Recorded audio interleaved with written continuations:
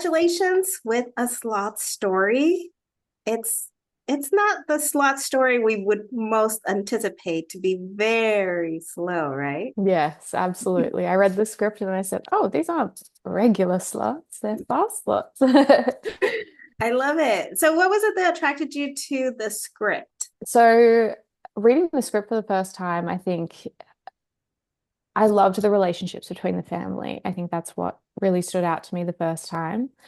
Also, it being a very inherently Latin story in an Australian context, I think that really sparked me as well, because me being Latin Australian, of course, I'm drawn to that and I'm always here for like more representation of that. But yeah, I think reading the script the first time, the relationship between Gabby and Laura, Gabby being Laura's mum, really like hit me in the heart and drew me in, and it felt like the real like crux of the story. Um, yeah, so that really, really interested me, and I was very excited to tackle it in the booth. It was very example of probably you because coming from having the two cultures, two different opposite cultures, and the character of Laura kind of feeling the same way, where it's Yeah, family, the Latin culture, unity, helping each other, putting everything aside, but then yet, and the white culture, it's like you also become a little independent, learning to do your own thing as well, your own growth. yeah, absolutely. I think I really relate to Lada in that way. It's she has a really massive sense of duality about her, and I feel like that I've got that in my life as well. Like I've got my family back home, my mama and my family in Panama, and then I've got my family and my culture here, and I always feel like I've got one foot in both of them. And um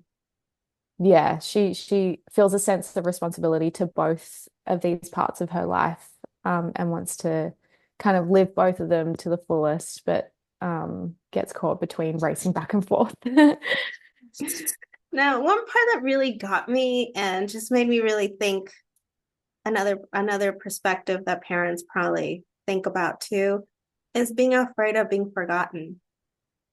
Because as you're moving on and kind of building your own life and becoming the architect of your life. Can you talk Mm. a little bit about that part? In the movie, Gabby kind of is really scared about forgetting things, and I think it is like a medical condition that she has. I mean, I think that's what the directors are trying to portray. But I think in my own life and in the way that I relate to it is, my siblings and I are all growing up and we've all kind of flown the nest and we're all living in different parts of the country. And my mum is always like really desperate to have us all around her, and she is always like craving connection, and so am I. And yeah, I think that there's a really beautiful representation of that in the film, in the book as well, that like family heirloom that goes and gets passed down through the generations of families with these recipes that have been crafted and created and loved and passed on to the next person. Um, yeah, and we have something similar to that in our family. And Oh, can you share what you have in your family? yeah, it's a recipe book as well, from my grandma, and it gets passed down to my mum has it at the moment. This is totally you. Laura's No, totally honestly, I read the script and I was like, oh my God, this show's about me. you. Yeah, um, yeah, so tell me about the experience of doing voiceover. Is this your first one? I think yeah. This is my very first animation gig.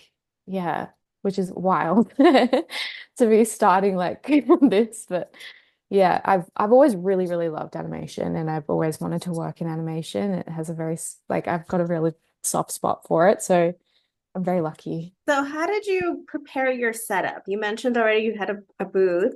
So what did you have Mhm. with you? What did you have to help you get in character since it's so different from live film. Yeah, yeah, definitely. I mean, I was able to be we recorded in Brisbane with everyone in person, which was amazing. But I feel like I used my body a lot. That's kind of the instrument that I have as an actor. So I was definitely moving around and acting through the body as I was working and trying to speak from the entire body and really embody her. And I feel like I hope that like came through with the voiceover as well. Did you have any sloth props? No, but I should have. Hey, I really, really should have.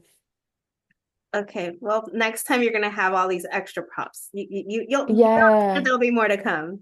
No, that I really hope there will be, and I will be bringing props into the booth. I interviewed someone for The Lion King, and Mhm. one thing that he said was about how one of his the secrets was to do barefoot because lions don't have shoes.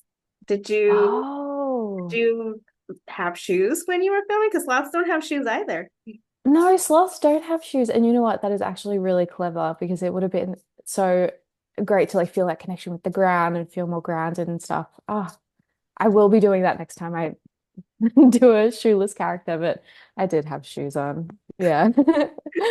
Well, silly comment, but I just feel like, it's nice to just really, really, really connect. So, Yeah, absolutely. Absolutely. And every actor has their own like process or little mhm, things that they like to do. So yeah. Yeah. yeah. Well, thank you for your time. I connected with Laura with the Latin culture. I totally get it. I try to make sure once a week I go see my parents. Yeah. Lovely. Thank you so much and congratulations.